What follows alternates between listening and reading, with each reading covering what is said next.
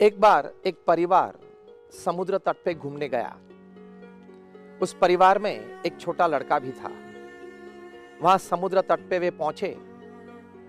ये छोटे लड़के ने देखा कि कहीं उसकी आयु के छोटे छोटे लड़के, कोई गुब्बारा बेचने वाला खड़ा था, उसकी ओर दौड़ रहे थे।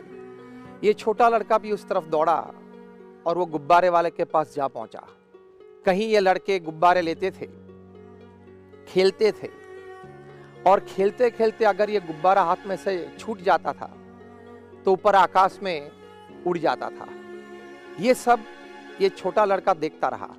बड़े आश्चर्य के साथ उसने गुब्बारे वाले को पूछा कि ये सभी रंग के गुब्बारे ऊपर चढ़ते हैं?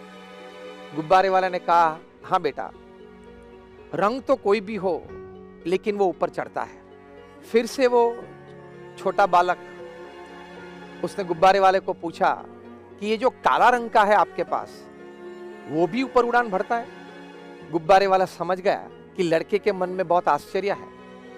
बहुत प्रेम से उसके पास आते हुए उसने कहा, बेटा, ये गुब्बारे जो ऊपर चढ़ते हैं उससे रंग ढंग से कोई मतलब नहीं, लेकिन उसके भीतर जो बात है उससे वे ऊपर चढ़ते हैं। ये सभी गुब्बारे के भीतर गैस भरा हुआ है, वो गैस की वजह से वे ऊपर चढ़ते हैं। इस कहानी में एक बहुत बड़ी सीख छिपी हुई है, और वो सीख है कि बाह्य रंग ढंग तो हमारा कोई भी हो, लेकिन अगर भीतर में शुद्धि हो, पवित्रता हो, निर्मलता हो, मतलब चारित्र हो, तो हम जीवन में जरूर ऊपर उठ सकते हैं, जरूर कामयाब हो सकते हैं। ये एक बहुत बड़ी सीख हमें बचपन से दी गई है।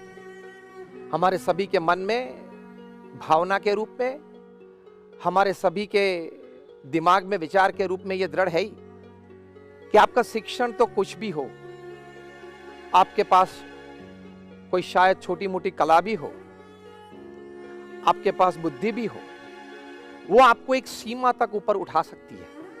लेकिन उस सीमा के अगर उस पार जाना है, एक मर्यादा के पार अगर जाना है, तो इसके अलावा आपको भीतर की शुद्धि की बहुत जरूरत पड़ती है। वो भीतर की शुद्धि, पवित्रता, जिसको हम चारित्र बोलते हैं, उस चारित्र आपको एक निश्चित सीमा के उस पार भी सफलता की दृष्टि से, संपदा की दृष्टि से आपको ले जा सकता है। ये एक हकीकत है।